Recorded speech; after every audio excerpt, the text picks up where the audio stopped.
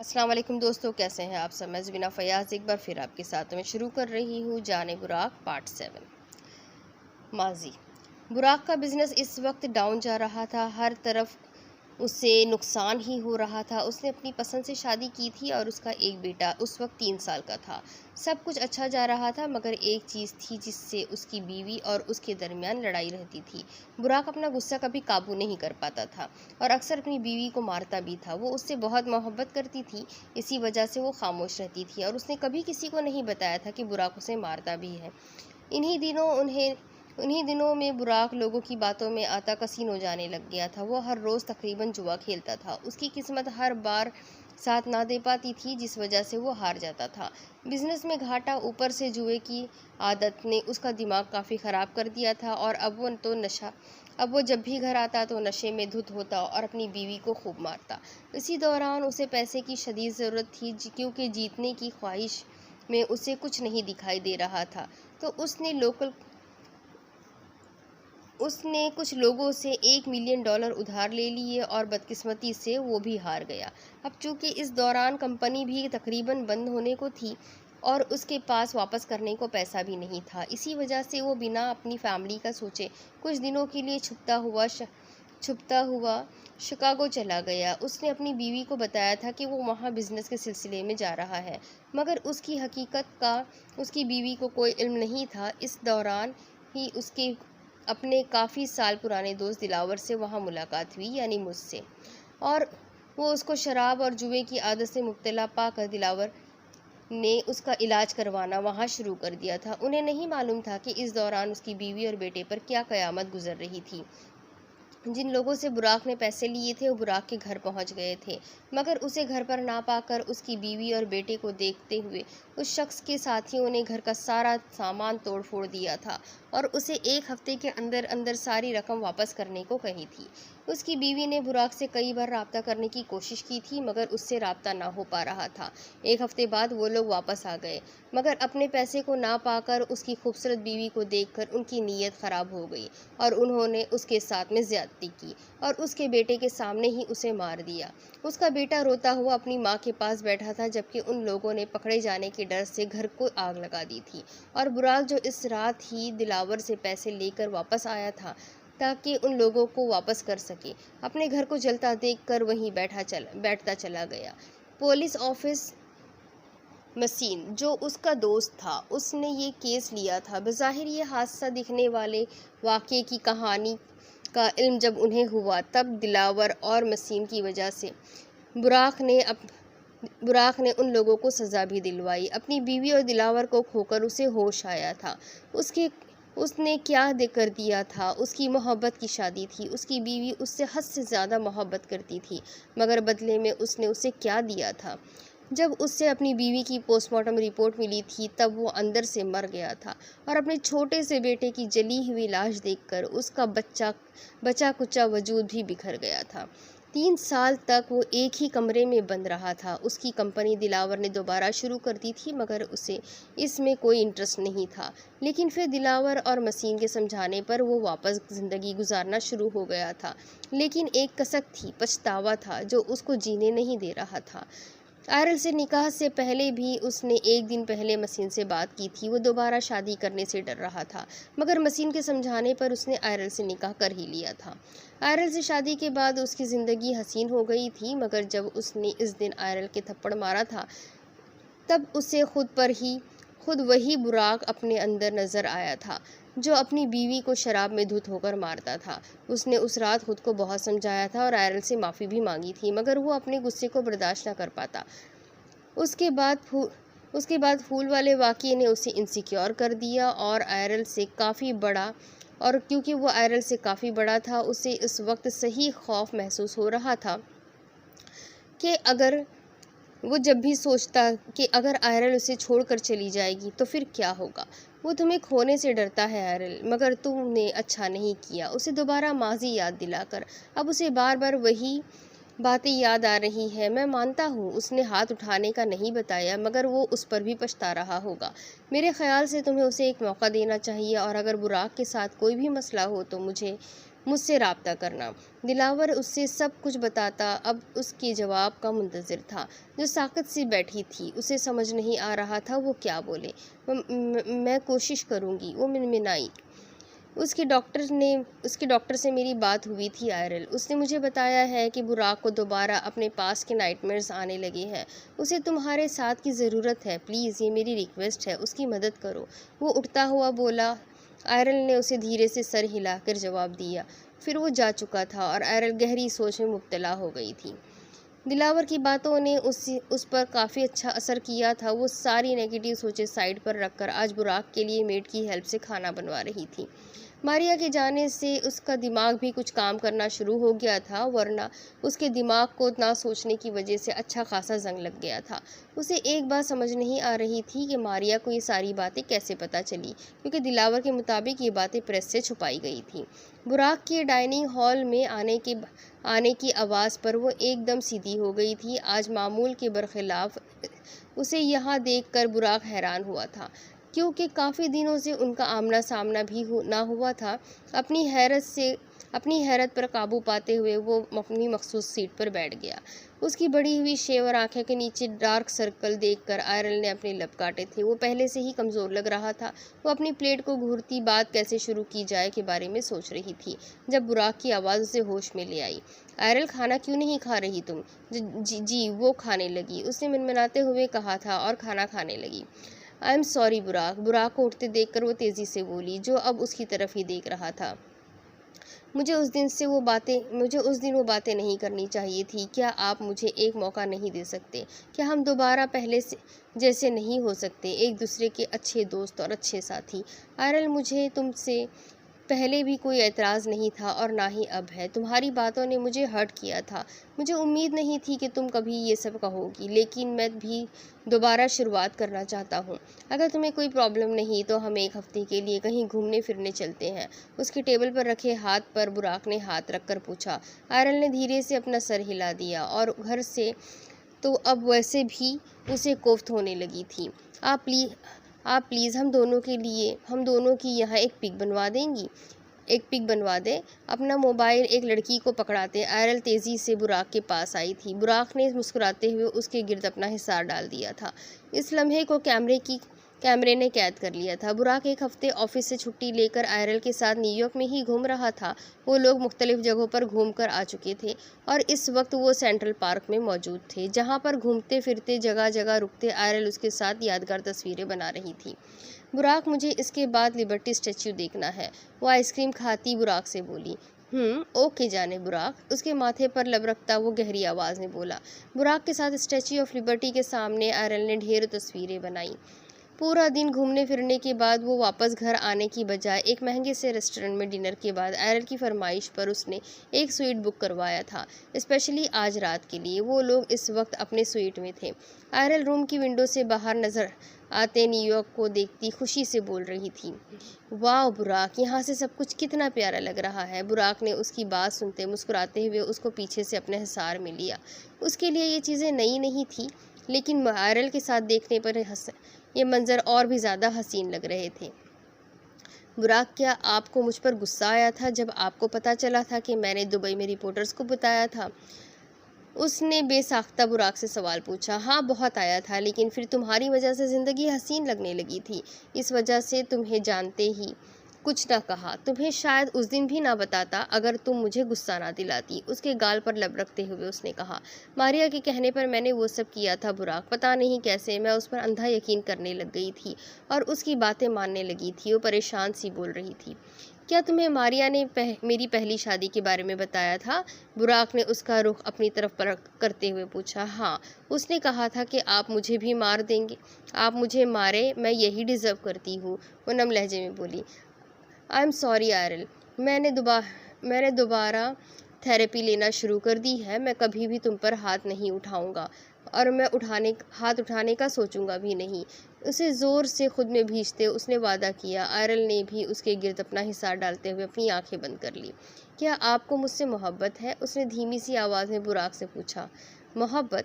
वो लफ्ज़ बड़बड़ाता हुआ रुक गया।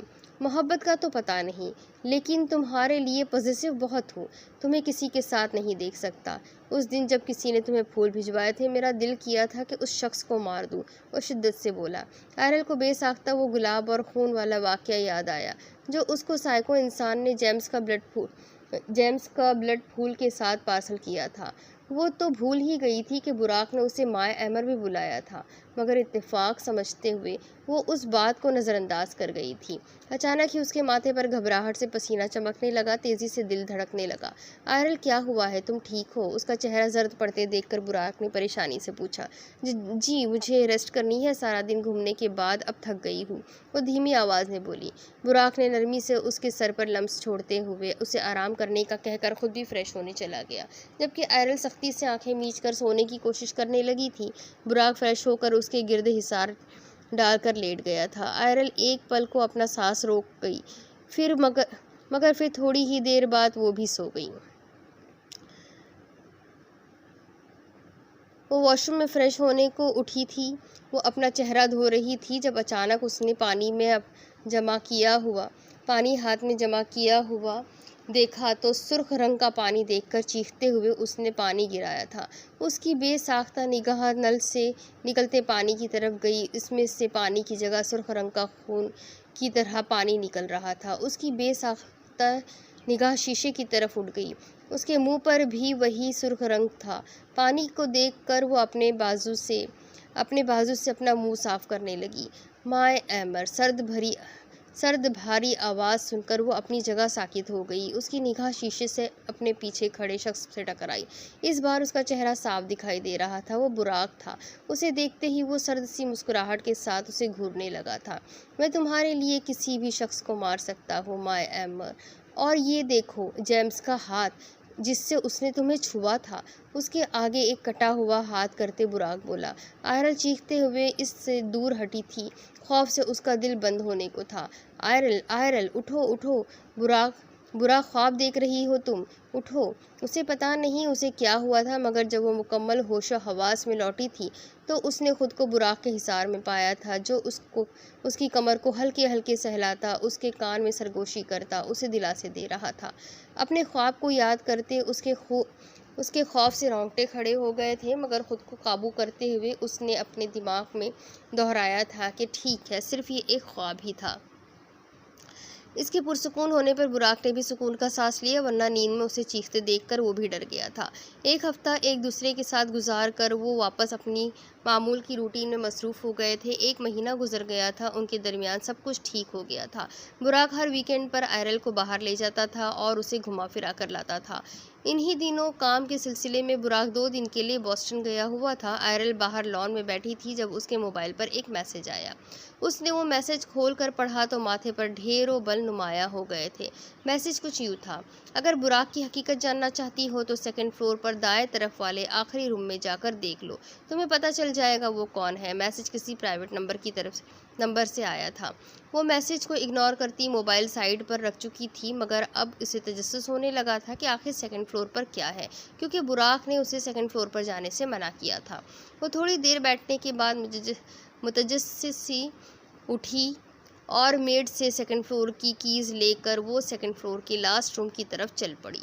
वो धड़कते दिल के साथ रूम का दरवाज़ा खोलते अंदर दाखिल हुई। रूम में खासा अंधेरा था। उसने अपने मोबाइल की लाइट ऑन करते स्विच ऑन किया था। पूरे कमरे में रोशनी छा गई थी। वो कमरा बिल्कुल साफ था, मगर वहाँ मौजूद चीज़ें देखकर आयरल की सांस रुक गई। वहाँ जगह जगह दीवारों पर आयरल की मुख्तलिफ तस्वीरें थी, उसके ऑफिस से लेकर घर तक की, यहाँ तक कि उसके बेड पर बैठने तक की भी वो आगे बढ़ी थी। जब उसकी निगाह एक तस्वीर पर पड़ी, वो तस्वीर उस दिन की थी जब वो साइको इंसान उसके कमरे में आ गया था। उसके पूरे वजूद में खौफ से सनसनाहट होने लगी। उसकी अचानक निगाह अलमारी की तरफ गई थी। वो कांपती टांगों से अलमारी के करीब गई थी। उसने अलमारी धीरे से खोली तो उसमें मौजूद चीज़ें देखकर उसने खुद को चीख मारने से रोका। उसके अंदर आयरल की वो चीज़ें मौजूद थी जो वक्तन फ़वक्तन उसके पास से गायब होने लगी थी। उसका फेवरेट स्टॉलर भी वहीं मौजूद था। उसको अब पक्का यकीन हो गया था कि उसे डराने वाला साइको इंसान बुराक ही है, लेकिन उसने ऐसा क्यों किया था? उसका जवाब तो सिर्फ वो ही दे सकता था। उसको इसकी बातें याद आने लगी थी, कैसे उसने उसे हर पल डराया था, उसे पागल साबित करने की कोशिश भी की थी। You are my Emer, you are my Emer, I wanted to destroy your innocence my Emer. उसने अपने कानों पर जोर से हाथ रखा था और एक नफरत भरी निगाह रूम पर डालकर वो तेजी से बाहर निकलती, रूम बंद करती, कीज वापस मेड को देकर अपने रूम में चली गई। वो अब एक पल को भी यहाँ रुकना नहीं चाहती थी। उसने मदद के लिए महविश को कॉल की थी। महविश ने उसकी बात सुनकर उसे अपनी एक दोस्त के घर कुछ देर रहने को कहा था। आयरल महविश की बात पर तेजी से अपना सामान बैग में पैक करती, अपना बैग लेकर वहां से किसी को बिना बताए चली गई। शाहू उठे, शाहू उठे। पाकिज़ा ने उसे जोर से हिलाकर उठाया। शाहवेज उसकी पुकार पर फौरन उठ बैठा। क्या हुआ? तबीयत तो ठीक है, दर्द तो नहीं हो रहा? डॉक्टर के पास चले क्या? उसने उठते ही एक ही सांस में सारे सवाल कर डाले। मैं बिल्कुल ठीक हूँ शाहू, मेरा गोलगप्पे खाने का दिल कर रहा है, मुझे गोलगप्पे खिलाने ले चले। वो सीधी होती उसे फरमाइश करने लगी थी। शाहवेज ने एक नज़र घड़ी पर डाली जो रात के 1 का वक्त बता रही थी। पाकिज़ा मेरी जान, इस वक्त कहाँ से गोलगप्पे खिलाऊंगा? उसके अलावा कुछ और खाना है तो बताओ। शाहवेज ने उसको बालों से सहलाते हुए कहा। नहीं, मुझे गोलगप्पे ही खाने हैं। वो बजित हुई। मगर इस वक्त? शाहवेज ने बेबसी से उसे देखा। आप मुझे गोलगप्पे भी नहीं खिला सकते? वो सीसी करती हुई रोने लगी। शाहवेज उसकी तरफ देखते हुए बौखला गया। मेरी जान, रोना बंद करो, आओ मैं तुम्हें चना चाट बनाकर देता हूँ अपने हाथों से। उसके आंसू साफ करते शाहवेज ने उससे कहा। सच्ची? उसने तस्दीक चाही। शाहवेज ने फौरन सर हिलाया और उसको हाथ से पकड़ते हुए उसका गाल चूमा और उससे उठाया। हाँ, आ जाओ अब। शाहवेज उसको किचन में ले गया था। पाकिज़ा की खातिर उसने हल्की फुल्की चीज़ें बनाना भी सीख लिया था। मेरी जान, यहाँ बैठ जाओ और अपने शाहू को देखो। उसे कमर से थामकर शाहवेज ने शेल्फ पर बिठाया। पाकिज़ा उससे चेहरे पर मुस्कुराहट सजाए देखने लगी, जबकि शाहवेज तेज़ी से सारा सामान निकालता अपना काम करने लगा। ये पहली बार नहीं था कि पाकिज़ा ने ऐसी फरमाइश की थी। इसी वजह से मुलाजमा ने सारा सामान पहले ही बनाकर फ्रीज में रखा हुआ था। शाहवेज बस अब सब कुछ मिक्स कर रहा था। चाट बनाने के बाद शाहवेज उसके सामने खड़ा होकर उसे खिलाने लगा। आप बहुत अच्छे हैं शाहू, वो चाट खाने के बाद बोली थी। शाहवेज ने उसे मुस्कुराकर देखा जो अब नींद की जमाइयाँ लेने लगी थी। शाहवेज ने सारा सामान तेज़ी से समेटा और फिर उसे उठाकर वापस रूम में लेकर गया, जो बेड पर लेटते ही फौरन सो गई। शाहवेज उसका सर चूमकर उसके साथ ही लेट गया।